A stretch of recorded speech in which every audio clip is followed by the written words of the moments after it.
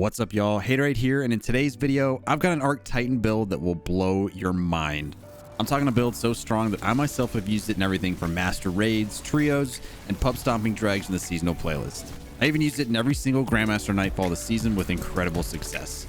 With the recent release of Arc 3.0, Striker Titans have felt even more powerful than ever thanks to a slew of aspects and fragments that allow you to cycle your abilities with Ionic Traces while combining a fan favorite Titan exotic with a slew of new and old abilities. In this video, I'll go over the build from both the subclass and mod setup and some key weapons that ramp up its effectiveness. Let's dive right into the build with the subclass setup for this shockingly powerful striker. For starters, we're going to use the King of Titan DPS, Thunder Crash, strictly for maximizing our burst damage output against tougher enemies with your super ability. For abilities, we're going to want to use the new Titan class ability, Thruster. Ditching the Barricade for movement ability is massive in both the aggressiveness and survivability of the new age striker. For your melee, we're going to go with the new Thunderclap charge melee that allows you to charge up your melee attack and deal increased damage in whichever direction you're aimed. This is the preferred melee for the setup, and I'll get into it why when I talk about the exotic armor that it pairs with. Lastly, for your grenade, we're going to go with the Storm Grenade. These things are absolutely busted right now with the right setup, doing tremendous damage to either a widespread area or a single target.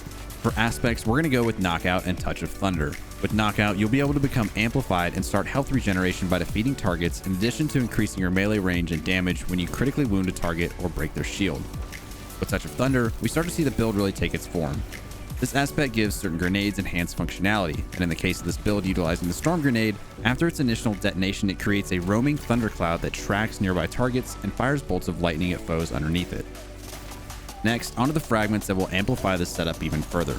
Starting off with Spark of Shock, your arc grenades will jolt targets, allowing them to chain lightning to nearby targets when taking additional damage. Next up, Spark of Magnitude extends the duration of lingering arc grenades, in this case your Storm Grenade, allowing that roaming thundercloud to do even more single point damage, or track to additional targets. With Spark of Ions, defeating a jolted target will create another Ionic Trace. It still feels weird to me that a Titan is creating Ionic Traces, as these used to belong solely to Warlocks, but that's a story for another day. Lastly, with Spark of Discharge, arc weapon final blows have a chance to create an Ionic Trace. With this setup, you can already see that we're playing heavily into Ionic Traces and increasing the effectiveness of our Storm Grenade. But in order to ramp this up even further, we're going to slap on the tried and true Titan exotic chest piece, Heart of Inmost Light. Now I know what you're thinking, oh god, here we go again, another Heart of Inmost Light build. Have we used this non-stop since the light subclasses got their 3.0 rework? And yeah, you're right. It's been fantastic for cycling your abilities and spamming them left and right. However, this time we instead focus on the damage buff you can give to your abilities. With its intrinsic perk Overflowing Light, using an ability empowers the other two, giving them faster regen and increasing their damage. Not even worrying about the melee or class ability benefits from Heart of Inmost Light, let's look at only the grenade, as that's the focus for this build. Focusing solely on getting the empowered grenade ×2 buff is key, as it ramps your grenade damage up by 35% and increases your base grenade cooldown by 800%. With the mods used in this build, you'll be creating elemental wells to decrease your ability regen times across the board. Since we're already using Heart of Inmost Light and cycling abilities, using the combination of both Melee Wellmaker and Elemental Ordnance, you'll be creating Arc Elemental Wells by defeating targets with both of those abilities. Scooping those wells up will charge you with Light, thanks to Elemental Charge, which will come into play with the final mod for this setup. The bread and butter of the mods for this build is the mod Firepower. What this does is refund a portion of your grenade energy whenever using your grenade while charged with Light, consuming 1 charge.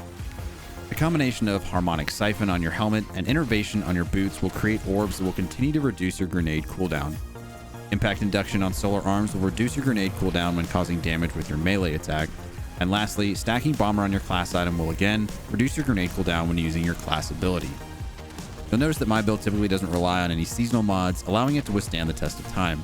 However, absolutely feel free to slot things like Surge Detonators to give your grenades the ability to stun Overload champions, or any appropriate champion mods on your arms.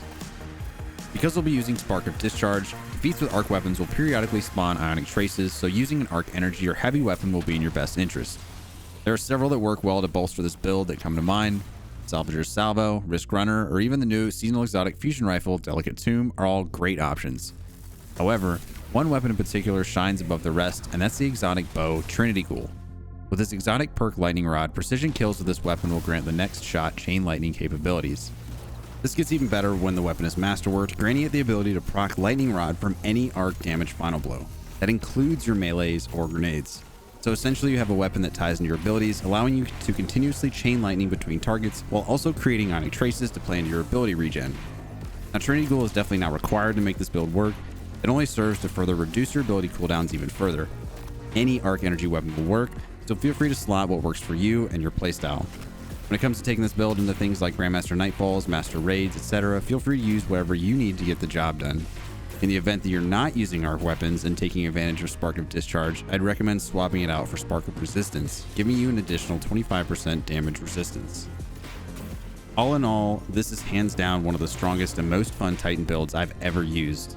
Between the insane damage from grenades, the movement with both thruster and while amplified, and the ability loop make this so much fun and incredibly efficient in any level of content.